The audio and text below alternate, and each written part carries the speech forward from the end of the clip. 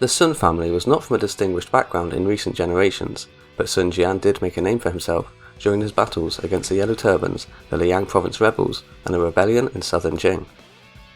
When Sun Jian joined Yuan Shu, both Shou Yu and Sun Ce were 15 years of age, and they developed a close friendship, sharing everything together. The Zhou family treated the Sun family very well. They gave them a fine house beside the road to live in, where Zhou Yu paid his respects to Lady Wu. It was here that the pair met with numerous scholars and great men of talent from the lands between the Yangtze and Hua rivers. When Sun Jian died fighting Huangzu, Sun Ce was 16 years old. Together with his family, he left the Zhous to bury his father before moving to Guangling, where he maintained his aim of revenge for the death of his father. When Yuan Shu was driven to Shuchun in 193, Sun Ce sought appointment under him. Sun Ce, like Shou Yu, showed early promise and ability, which garnered the attention of his contemporaries and seniors. He arrived at Shuchun and gathered around 100 of Sun Jian's closest brothers-in-arms, but also attracted new allies such as Lu Fan and Chen Wu. The veterans from Sun Jian's time accompanied Sun Ce in almost all of the forthcoming battles, but some of them also helped administrate and put down rebellions throughout. Among them were Cheng Pu, Wang Gai, Han Dang, and Zhu Ji.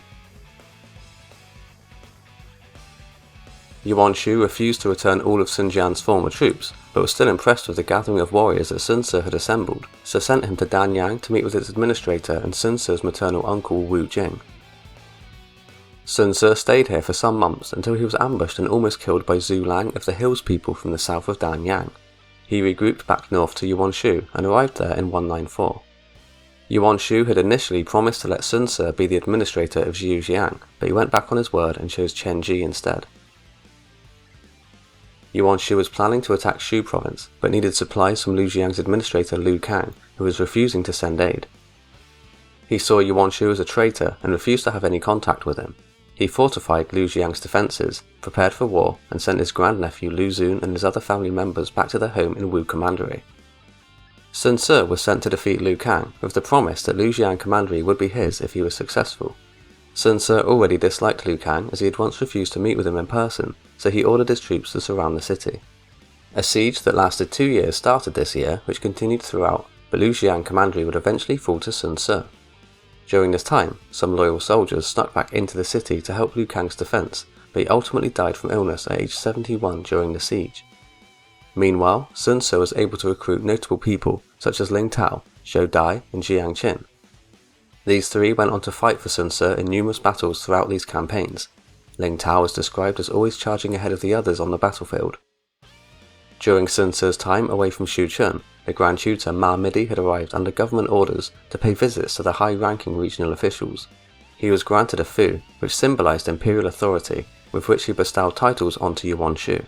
Yuan treated him rudely, however, seized the fu from him, and then used it to further consolidate his own power base. Ma Midi tried to leave Shuchun but was blocked. Yuan Shu then tried to recruit him as an advisor, but he refused. Ma Midi soon became very frustrated and humiliated, before suspiciously vomiting blood and dying in the city. When Sun Ce returned to Shuchun, he discovered that Yuan Shu had broken his promise again, as he had given Liu Xun the administration title instead. It made little difference, however, as Zhu Ji had already been granted a bureaucrat status by Ma Midi before his untimely death. The new administrator of Wu Commandery was now Zhu Ji, so he advised Sun Ce to return to their home territory to operate independently. The next year, in 195, Sun Ce asked Yuan Shu if he could join up with Wu Jing and Sun Ben again, who were now under attack from the rising warlord Liu Yao. He had earlier been taken in by Wu Jing, but had grown in power and now opposed him. Liu Yao had been appointed by the Han government as the inspector of Yang province. He controlled Danyang, Wu, Guangling, and Yuzhang commanderies, then took control of Shue County, making it Yang province's new capital instead of Shuchun. Then he pushed Wu Jing and Sun Ben out to Zhujiang commandery. He approached Yan Baihu and bribed him to get further support from the Shanyue tribes in the inevitable fighting to come against Yuan Shu's forces. Fighting between the two groups continued, but it was Liu Yao who was slowly gaining more control. As a defensive measure against Wu Jing, Fan Neng and Yu Mi garrisoned at Hengjiang Ford, while Xiang Ying stationed at Dang Liku. That's when Sun Ce asked Yuan Shu if he could go support his relatives. Sun Ce was only given about 1,000 foot soldiers and some 30 to 40 horsemen, but he had a few hundred personal followers who were willing to go with him, and he had the authority to recruit or impress men as he marched. He left Shouchun with some 1,500 men and arrived in Liyang with 5,000 or 6,000. At 20 years old, he joined the other commanders in making plans to cross the Yangtze River. Though still young of age, it appears Sun Ce had command of the operation. He hastily sent a message to Zhou Yu, who was able to come help under the pretext of visiting his uncle, who currently served as the administrator of Danyang. He even brought extra soldiers and food supplies from his uncle, so Sun Ce became delighted, saying, "I have found you, we are a pair." Another account quotes, "With your aid, I can attain greatness." Lady Sun, or Sun Shi, Sun Jian's sister, was in the army at this time. There were only a few military ships being moored in the dock and waiting. She suggested to her son Shu Kun that they build rafts to quickly cross the river before Zhang Ying's navies could gather. She wanted it to be a surprise attack, and advised that if they wait too long it could be harmful.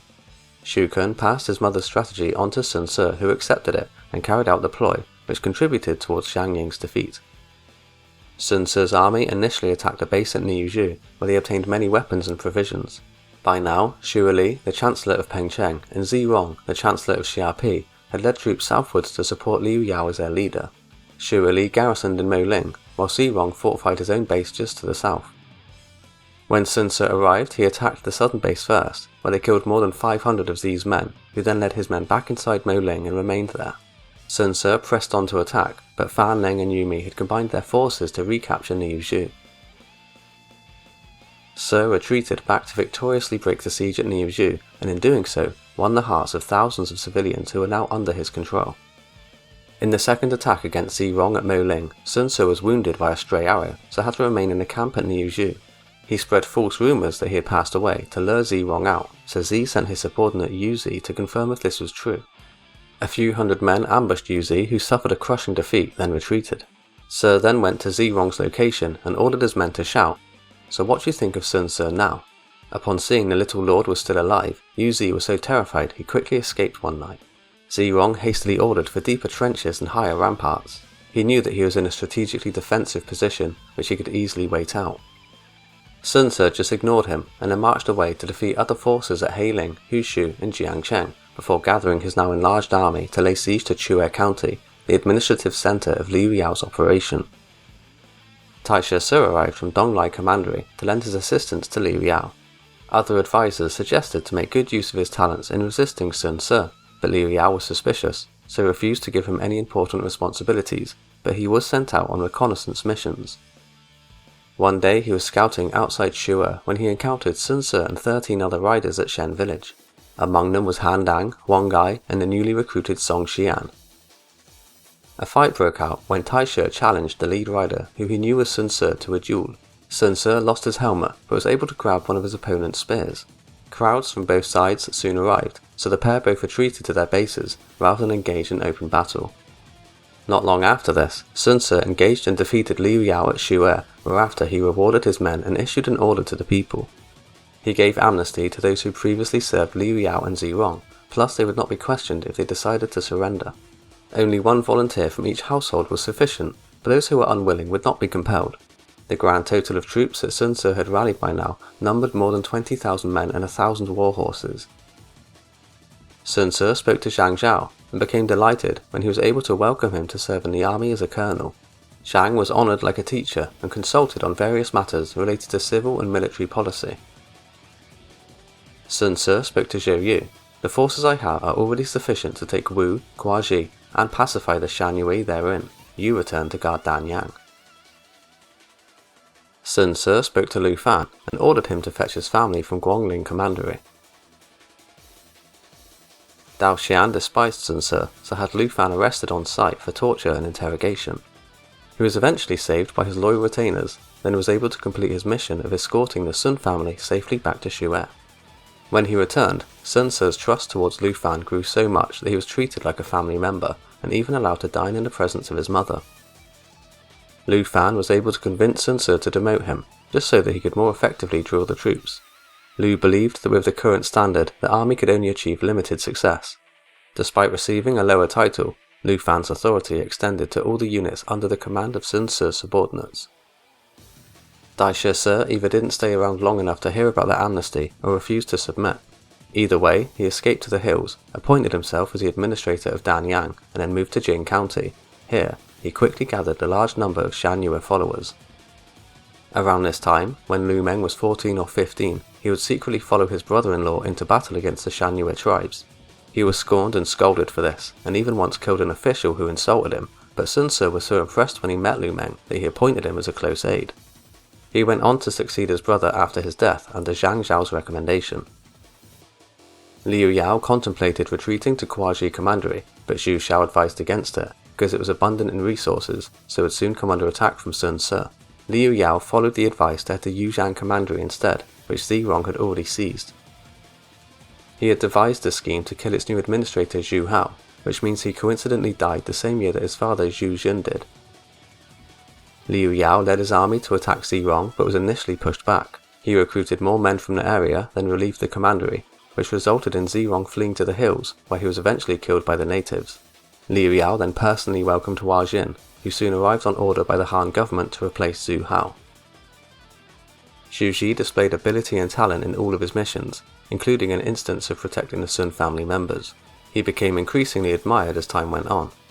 By now, Zhu Ji had assumed his administration over Wu commandery from Shu Gong, who had been forced to escape to Yan Baihu. When Sun Ce turned his attention towards Wu commandery, he defeated Shu Gong at Yushuan. He caught up with Shu Gong and Yan Baihu later, where he found victory in battle once more, so they fled to Yuhang County and took shelter under Xu Zhao. Sun Ce respected this individual for his righteousness and kindness, so did not follow up with another attack into Yuhang County. Shu Gong harboured the intentions of seizing control of Wu commandery back from Sun Ce one day, and grew bitter as time went on. With Liu Yao gone, Yan Baihu successfully re-established and then increased his private army to tens of thousands. In preparation for a final showdown of Sun Ce, he composed a loose confederation of elite Shan fighters and local officials. He formed an alliance with Guangling, who had the provisions to support all of their soldiers. When Sun was prompted to attack Yan Baihu in 196, Sun Ce said, "Yan Baihu and his bandits do not have great aspirations. I'll capture them later eventually." They marched around his territories as to not disturb them, and then proceeded to attack Guangling at Guangzhi. As Sun Ce marched through Wu commandery, he rallied even more support through his connections. Most notably was his uncle Sun Jing, who responded to the call. Yu Fan advised his lord to avoid the incoming army as their military strength was much weaker. Guangling led his army along the line of the Xiantang River at the head of the Hangzhou Bay, and then stationed at Guling. When Sun Ce arrived, he attempted several times to force his way through the defences, but failed. Sun Jing volunteered to lead a detachment of troops south to a river crossing before heading back to attack Guangling at Gaoxiang County. That night, Sun Ce lit the same number of campfires as before to not give away that some Wu troops were missing. When he could see that Sun Jing's surprise attack had been launched, he quickly crossed the river and established a foothold. As Guangling organised his retreat, he sent Zhou Xin to hold the line, but he was swiftly killed by Sun Ce's forces. Guangling had no option but to completely abandon his territories and escape south to Dongye by sailing along the coast. He Shi and Yu Fan had little reason to remain loyal to Guangling, so at this point they came to serve under Sun Ce. He Shi was assigned as a deputy under Han Yang, who had been tasked with pursuing Guangling. Fleeing from Dongye County to Huguan County, he received support here, so was able to overthrow Han Yan, who had been appointed earlier by Sun Ce. He received further support from the local military in resisting the incoming Wu army, but was ultimately defeated by He Shi. Guangling was eventually captured on the way to Jiao province with his tail between his legs. After a very humble speech to Sun Ce, he was spared and surrendered himself over. Despite submitting, he immediately retired, all the while refusing further requests of service from his close childhood friend Zhang Zhao. He eventually left to serve Cao Cao after making contact with a spy. Despite Yan Baihu's preparations, Sun Ce was able to cut off his supply base by defeating Guangling. With no supplies, they were easily defeated in combat from here on. At some point, Lu Fan defeated and killed Yan Baihu's subordinate Chen Mu, not to be confused with Chen Yu, who Lu Fan defeated later in 197. Yan Baihu fled to the hills, where he continued to encourage the Shan to oppose Sun Ce's rule over the region. Following Guangling's defeat, Sun Ce hastily appointed himself as the administrator of Guangzhi. Dongxi welcomed him at Gaoxian village, where Sun Ce was impressed at first sight of the 6-foot highly skilled combatant. Thousands of bandits had gathered in 6 counties in Guangzhi, so Sun Ce led his army to swiftly attack them.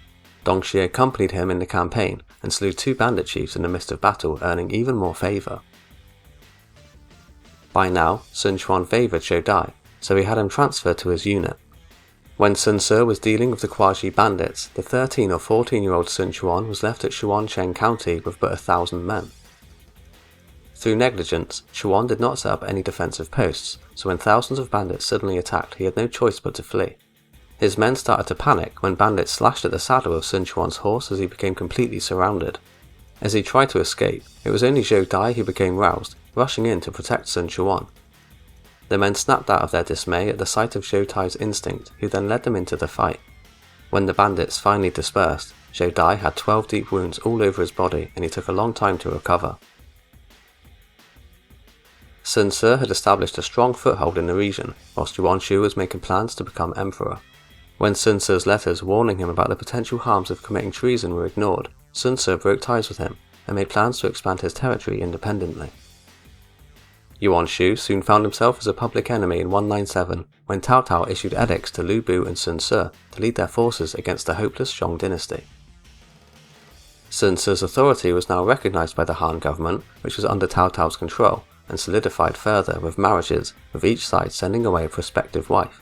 Sun Ce's younger brother Sun Kuang married Cao Cao's niece, and Cao Cao's son Cao Zhang married the daughter of Sun Ben.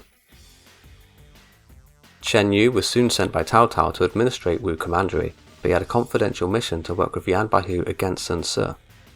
When Sun Ce left with his main force to eliminate Yan Baihu, Chen Yu would have most likely taken this opportunity to capture Sun Ce's base. Lu Fan had already been sent with the naval forces, however, to surprise Chen Yu, easily driving him back. His defeat caused him to flee, but not back to Cao Cao, all the way to Yuan Shao's territory, far away from the Suns. In 198, at 23 years old, Zhou Yu returned and met with Sun Ce at Wu Commandery. Sun Ce reminisced about the time that he came with troops and supplies from Danyang. Described as an extraordinary hero and a brother, Zhou the youth accompanied Sun Ce on all of his military campaigns from this point forward. The bandit leader Zhu Lang was approached in Danyang by a messenger sent by Yuan Shu. It was known that Sun Ce almost lost his life in battle against him back when he was 19, which appears to have left an impression on Yuan Shu. The brigand was promised an official post if he would take up arms against Sun Ce, which he agreed to. The little conqueror soon arrived anyway, and quickly pacified the eastern part of Danyang, before leading his troops to attack Zhu Lang at Lingyang County. Sun Ce soon found himself in great danger when he became surrounded on the battlefield. Cheng Pu, accompanied by a single horseman, charged into the encirclement to rescue his lord. He fought fiercely until the bandits withdrew in fear, which allowed Sun Ce to escape. Wu troops were eventually able to capture Zhu Lang alive, but Sun Ce decided to spare his adversary by allowing him to serve as their subordinate. Sun Ce marched on to Yongli County, where he found even more success in capturing and recruiting Dai Shi Ce as well. When Sun Ce's army marched back in triumph, Dai Shi Ce and Zhu Lang led the army from the front. By now, Liu Yao had passed away from illness, so his 10,000 followers were without solid leadership in Yuzhang Commandery. They were willing to transfer under Hua Jin's authority, but he declined, as it would be considered inappropriate as an official of the Han. Dai Shi Ce was sent to recruit them under the same conditions of amnesty that Sun Ce had declared before, saying it was completely voluntary. Many suspected he wouldn't return when Dai Shi only asked for 10 men to accompany him, but Sun Ce knew he had no one else to turn to. Sun Ce held his hand when he asked him how long it would take him to return. He replied he would be back in 60 days. And as promised, he returned on time, and brought with him several of Liu Yao's followers. He also reported that thousands of local clans had formed their own ruling body to reject Hua Xin's authority, which he can do nothing about. Sun Ce clapped his hands and laughed. In the winter of 199, the Zhong dynasty was eliminated when Yuan Shu died of illness on the road north whilst travelling to Yuan Shao. Yang Hong and Jiang Shun decided to lead Yuan Shu's family and the remaining followers to surrender to Sun Ce, but Liu Sun attacked them, took them captive, and seized all their possessions. When Sun Ce heard of this, he showered Liu Shun with expensive gifts and praised his great deeds. He further urged him to attack Shangliao County, which he knew Liu Shun had been eyeing for some time. Liu Yi could sense something was up and tried to dissuade his lord from leading the army away, but he ignored his wise counsel. The moment Liu Shun gathered his troops, Sun Ce split his army into 2 groups and showed them the plan to conquer Lujiang Commandery. Sun Ben and Sun Fu would station at Pengzi County to prevent Liu Shun from being able to return home. At the same time, Sun Ce and Zhou Yu led 20,000 men to assault the commandery capital at Wancheng. It was conquered immediately, and with it, Yuan Shu's family and subordinates were freed, whilst Liu Shun's family was captured. Sun Ce gathered all the residents he could from Lujiang commandery and relocated them across the river to the territories he had more control over. Li Shu remained behind with a garrison of soldiers to guard the desolate Lujiang commandery, while Sun Ce led the army to rendezvous with his cousins at Pengzi. Liu Shun attempted to capture Hai-Hen, but he was caught off guard as the people had already been tipped off about the incoming attack. After his failed attack, which only wasted resources, he received news about Sun Ce's attack on Wancheng. When he retreated, he was cut off just as planned, so he fled further west up the river to set his camp up and fortify the defensive position near Mount Shisai. Here, he requested reinforcements from Liu Biao and Huang Zu. Huang Zu's son, Huang Shi, led 5,000 men on a fleet of ships to combine their forces with Liu Shun. Sun Ce arrived with his army in full force and defeated his united enemies. Chen Wu followed Sun Ce into battle against Liu Shun. He was already known to be kind and generous, which helped him to recruit many capable men from Lujiang to fight in his unit of separate command. Sun Ce's biggest loss in this battle was that his cousin, Shu Kun, was killed in action. By the end of the fighting, 2,000 troops and 1,000 ships were captured, along with many of Huang Zu's family members. This victory was wildly successful for Sun Ce, as it not only served as a great act to avenge his father's death, but also gained him many well-made ships and men. It also forced Liu Shun and Liu Yi to abandon their followers when they fled north to join Cao Cao. Shortly after this victory, Sun Ce marched into Jiangxia commandery, and on his way, he passed by the late Liu Yao's residence. He collected his remains for a proper memorial service and treated Liu Yao's family kindly. Wang Lang wrote to Sun Ce praising him for his kind gesture and arranging a proper funeral. He further explained how Liu Yao died in regret because he wanted, but never had the chance to re-establish friendly ties with the Sun family as they used to get along. When Sun Ce reached Jiangxia, he defeated Huang Zu himself at Shaxian County. Many enemy soldiers were killed or drowned, with a further 6,000 ships being captured. This follow-up victory served as another glorious result for Sun Ce to even the score, as he was able to capture even more of Huang Zu's family. Following this, he led his army into Yuzhang, where he sent Yu Fan to persuade the elderly Hua Xin to just surrender. He submitted, so was recruited, and then treated respectfully like an honoured guest. Then he worked for the Wu state for a little while. In only a few years, Sun Ce had completed the conquest of all of Yang province. Overall, during Sun Ce's military campaigns, Cheng Pu scored highest in terms of merit, most likely for saving Sun Ce's life. Shu Kun collected second place, perhaps to honour his death and his mother's successful strategy.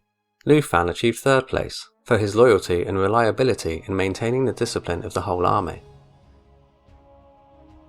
With retribution still yet to be realised, Sun Ce marched west to attack Huang Zu again. Seeing an opening, Guangling's administrator Chen Deng allied himself with Yan Baihu's remnants by attempting a sneak attack on Wu commandery. Sun Ce was able to defeat Huang Zu, then returned to deal with Chen Deng as well. They ran short of supplies however at Dantu County, which caused the army to stop its march, so the troops could hunt for food in the wilderness. Sun Ce was assassinated by a servant of Shou in 200 for reasons that have long been debated. Shou slandered Sun Ce in a letter to Cao Cao, which was discovered by the troops and then shown to Sun Ce. When he arrived to confront him, Shou denied writing it, so Sun Ce commanded his men to strangle him to death. One theory is that when Sun Ce's army stopped its march, he went out hunting with a few men, but they fell behind because their horses were not as fast. Sun Ce found himself alone, where he was ambushed by 3 former servants of Shou. They fired an arrow that hit him in the cheek, and then Wu men arrived and killed the assassins. It only took a matter of days for Sun Ce to die from his wounds.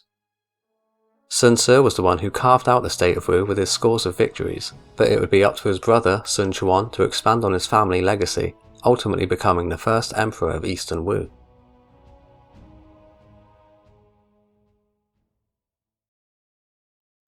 If you enjoyed this video, don't forget to hit that like and subscribe button, and I'll see you next time.